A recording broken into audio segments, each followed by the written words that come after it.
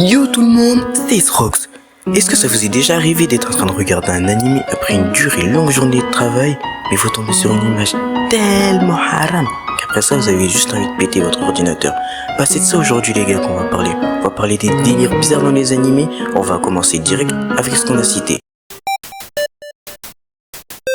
Moi je sais que dans la France à Macron, il y en a qui kiffent ça le fanservice, mais bon, eux vaut mieux pas en parler. Je sais pas si les créateurs d'animés c'est juste des gros détraqués sexuels qui veulent nuire à notre société, ou juste des mecs chill qui se sont dit, au calme ça fait partie de la vie. Parce qu'à partir du moment où t'es capable de mettre plus de sous dans l'animation des hum d'une fille, plutôt que dans l'animation en général, bah t'es vraiment un taré en fait.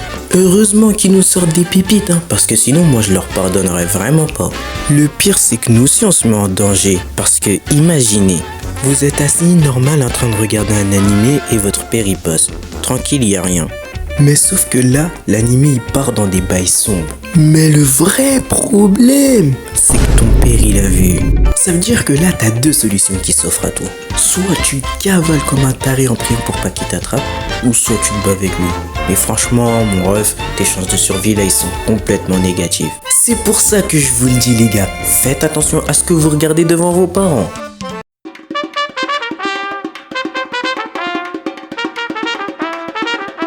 Non mais sérieusement, qui n'a jamais copié les techniques que nous lâchait Zenitsu dans Demon Slayer? Ou bien crié comme un idiot pour se transformer en Super Saiyan?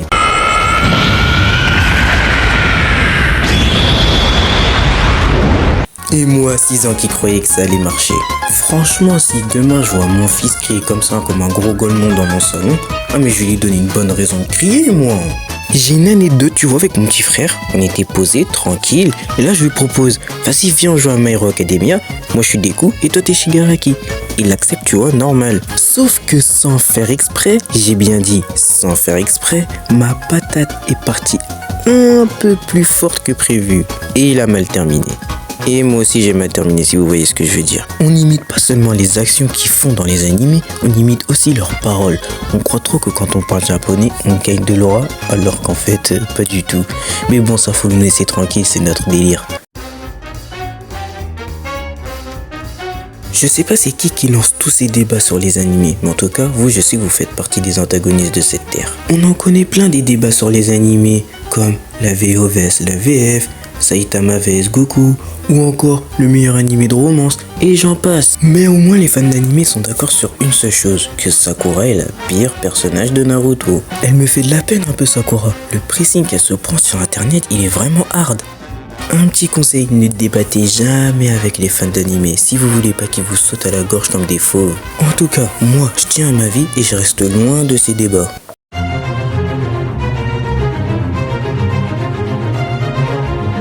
Perso, moi j'ai rien contre le cosplay, c'est juste une activité comme les autres. Mais il y en a, ils abusent du bail. À partir du moment où t'es capable de nous faire du fanservice IRL, mais faut plus faire la gentille fille. Je vous mets vous aussi directement dans la case des antagonistes de cette terre. On a de la chance que les gens qui font ça c'est juste une minorité. Parce que sinon, moi, j'haïrais complètement le cosplay. Heureusement que les véritables cosplayers sont là pour nous faire vivre cette passion et rendre hommage à nos meilleurs animés. Et ça, bravo à eux. Sur ce, c'est la fin de cette vidéo. Je suis désolé pour ma voix pas trop naturelle. C'est ma toute première réelle vidéo sur YouTube et je suis un peu stressé. Mais j'espère que vous aurez quand même kiffé. N'hésitez pas à vous abonner et à activer la cloche. Ça me ferait super plaisir et ça me donnera de la force pour faire de prochaines vidéos.